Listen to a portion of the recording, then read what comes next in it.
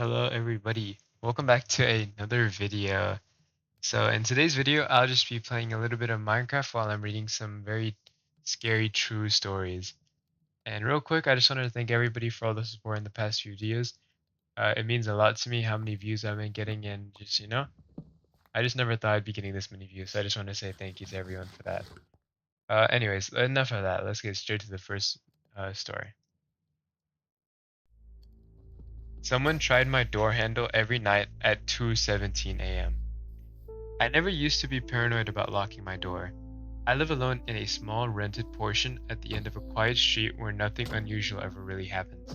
It's the kind of place where neighbors know each other and nights are usually silent. That's why the first time I heard the sound, I convinced myself it was nothing.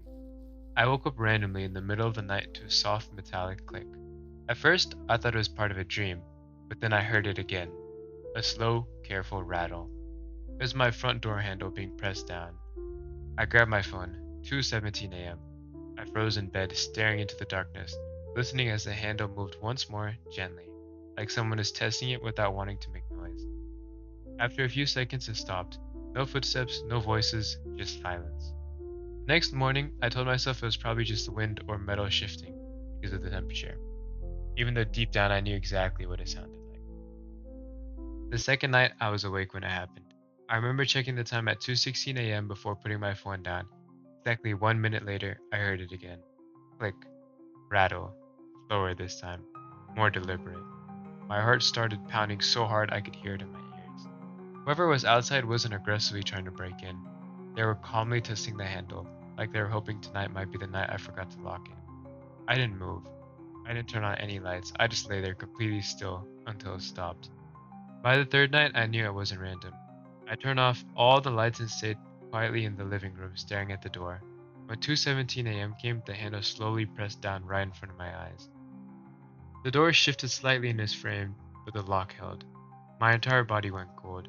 I forced myself to look through the peephole, and that's when I realized something even worse. Whoever it was wasn't standing directly in front of the door. They were positioned slightly to the side, outside of the view, like they knew how peepholes worked. I installed a small motion camera the next day. On the fourth night at exactly 2:17 a.m., my phone buzzed with a notification. Motion detected. My hands were shaking as I opened the map. A man in a dark hoodie stood beside my door. His face wasn't fully visible, but I could clearly see his mouth. He was smiling. Not nervously, not angry, calmly, like this was a routine for him. He gently tried the handle twice and then leaned closer to the door for a moment before stepping back and walking out of the frame. The police took it seriously after seeing the footage and increased patrols in the area. After that, it stopped. No more rattling. No more 2:17 a.m. visits. Months have passed now and technically I'm safe, but I still wake up almost every night around the same time, instinctively checking the clock as it turns from 2:16 to 2:17. The door hasn't moved again, yet I can't shake the feeling that he wasn't in a hurry to get inside. It felt like he was patient, like he was waiting for one small mistake. And sometimes when I step outside in the evening, I catch myself scanning the street, half expecting to see a man in the hoodie standing at the corner, not looking at the houses, just looking at mine.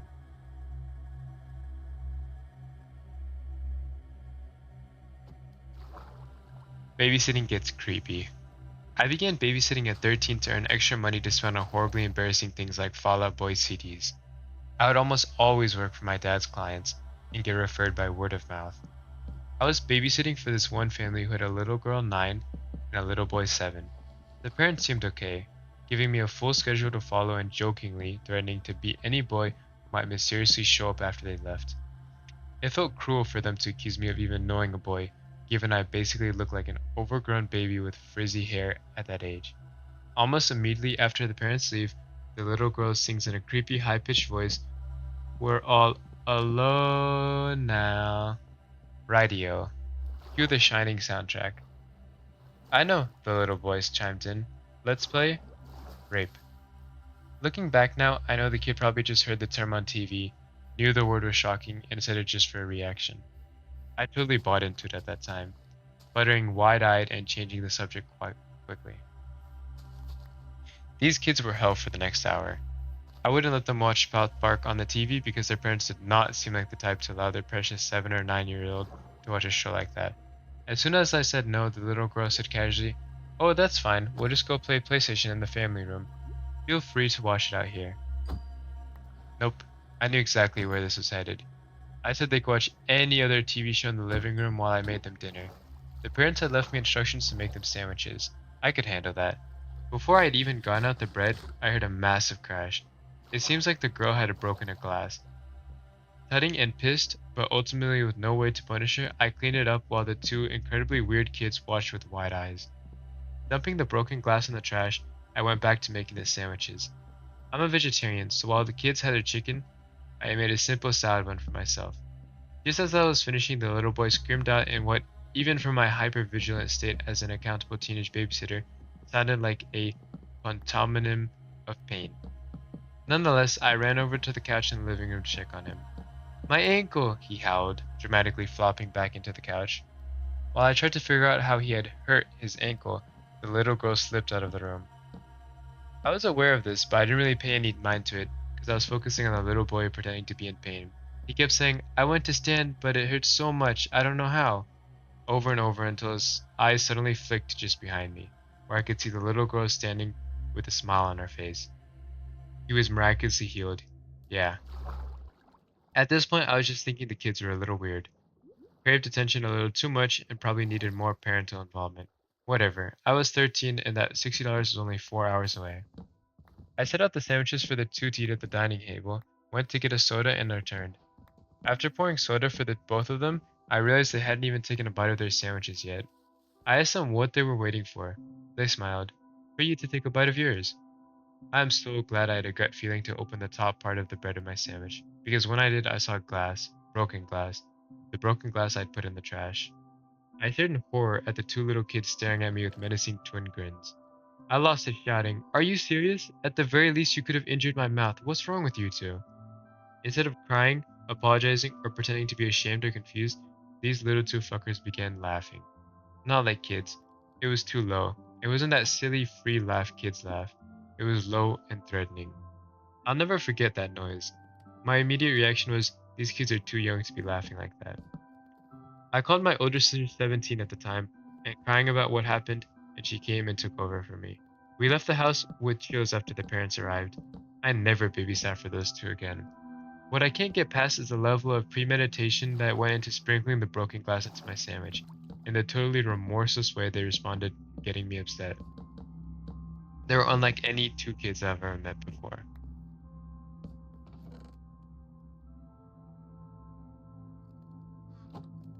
The Smiling Man. About 5 years ago, I lived downtown in a major city in the US.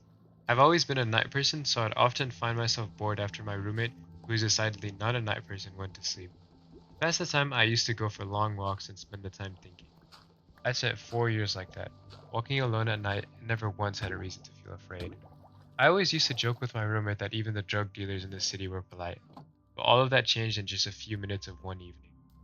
It was Wednesday, somewhere between 1 and 2 in the morning, and I was walking near a police patrolled park quite a bit away from my apartment. It was a quiet night, even for a weeknight, with very little traffic and almost no one on foot. The park, as it was most nights, was completely empty. I turned down a short side street in order to loop back to my apartment when I first noticed him. At the far end of the street on my side was the silhouette of a man, dancing. It was a strange dance, similar to a waltz, but he finished each box with an odd forward stride. I guess you could say he was dance walking, headed towards me. Deciding he was probably drunk, I stepped as close as I could to the road to give him the majority of the sidewalk to pass me by. The closer he got, the more I realized how gracefully he was moving. He was very tall and lanky, and wearing an old suit. He danced closer still until I could make out his face. His eyes were open wide and wild, head tilted back slightly, looking off at the sky. His mouth was formed in a painfully wide cartoon of a smile. Between the eye and the smile, I decided to cross the street before he danced any closer. I took my eyes off of him to cross the empty street. As I reached the other side, I glanced back and then stopped dead in my tracks. He had stopped dancing and was standing with one foot in the street, perfectly parallel to me. He was facing me, but still looking skyward, smile still wide on his lips. I was completely and utterly unnerved by this. I started walking again, but kept my eyes on the man. He didn't move. Once I had put half a block between us, I turned away from him for a moment to watch the sidewalk in front of me. The street and the sidewalk ahead of me were completely empty. Still unnerved, I looked back to where he had been standing to find him gone. For the briefest of moments I felt relieved until I noticed him. He had crossed the street and was now slightly crouched down. I couldn't tell for sure due to the distance in the shadows, but I was certain he was facing me. I had looked away from him for more than 10 seconds, and it was clear he had moved fast. I was so shocked that I stood there for some time staring at him, and then he started moving towards me again. He took giant, exaggerated, tiptoed steps as if he were a cartoon character sneaking up on someone. Except he was moving very, very quickly. I'd like to say at this point I ran away or pulled out my pepper spray or my cell phone or anything at all, but I didn't.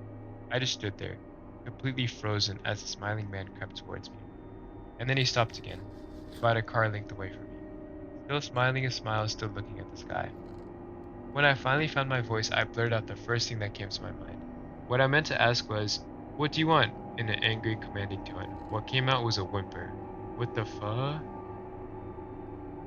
Regardless of whether or not humans can smell fear, they can certainly hear it. I heard it in my own voice, and that only made me more afraid. But he didn't react at all, he just stood there, smiling. And then, after what felt like forever, he turned around very slowly and started dance walking away. Just like that. Not wanting to turn my back to him again, I just watched him go, till he was far enough away to be almost out of sight. And then I realized something. He wasn't moving away anymore, nor was he dancing. I watched in horror as the distant shape of him grew larger and larger. He was coming back my way, and this time he was running. I ran too.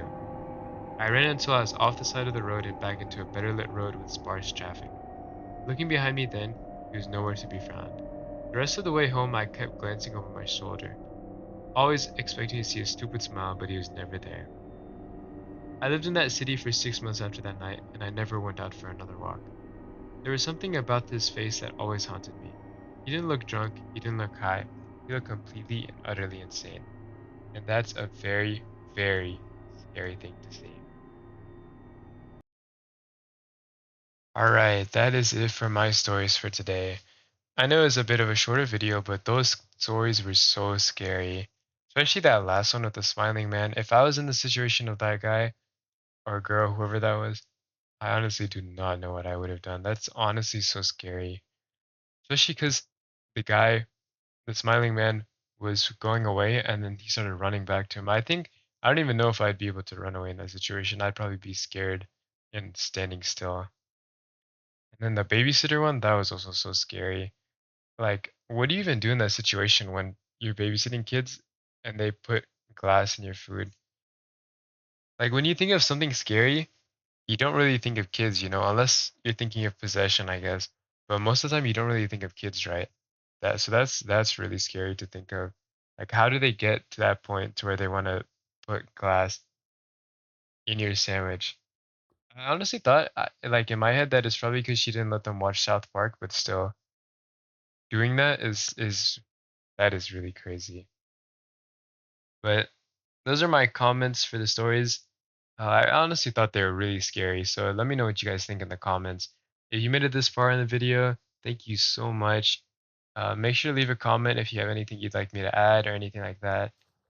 You can see the shaders a lot better in this video compared to the last video because I'm more in the open world, I guess. Because in the last video I was mining most of the time. So let me know if you like the shaders and let me know if there's anything else you guys would like to let me know. And thank you so much for the support, and thank you so much if you made it this far in the video. I'll see you guys next time.